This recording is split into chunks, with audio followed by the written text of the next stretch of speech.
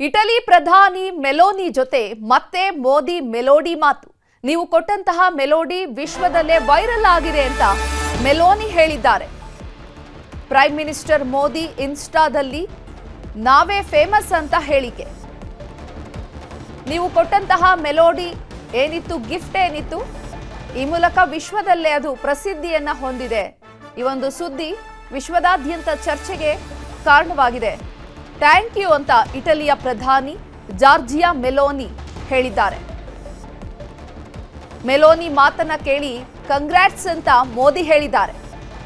ಫ್ರಾನ್ಸ್ನಲ್ಲಿ ನಡೀತಾ ಇರುವಂತಹ G7 ಶೃಂಗಸಭೆಯಲ್ಲಿ ಈ ಘಟನೆ ನಡೆದಿರುವಂತದ್ದು. ಕಳೆದ ತಿಂಗಳು ಮೇ 20ರಂದು ಇಟಲಿಗೆ ಪ್ರಧಾನಿ ನರೇಂದ್ರ ಮೋದಿ ಭೇಟಿ ನೀಡಿದ್ರು.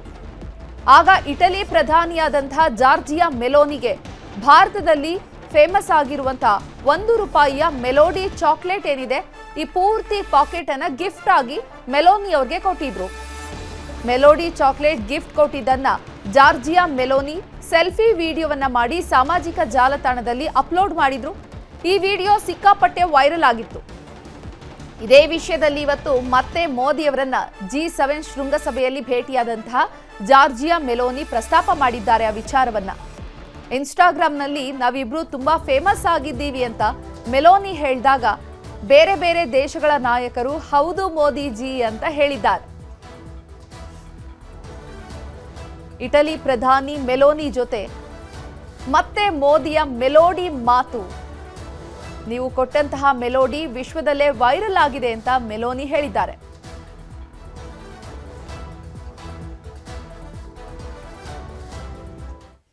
ಗೃಹಲಕ್ಷ್ಮಿ ಯೋಜನೆಯ ಪರಿಷ್ಕರಣೆಗೆ ಪರ ವಿರೋಧದ ಕೂಗು ಜೋರಾಗ್ತಾ ಇದೆ.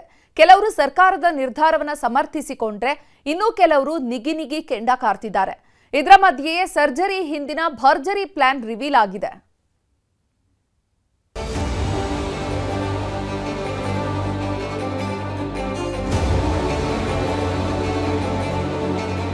ಮೊದಲು ಸಿದ್ದರಾಮಯ್ಯನವರು ಏನ್ ಕಾನೂನು ಮಾಡ್ಯಾರ ಅದಂತ ಕೊಡ್ಲಿ ದುಡ್ಡು ನಮ್ಗೆ ಅಷ್ಟೇ.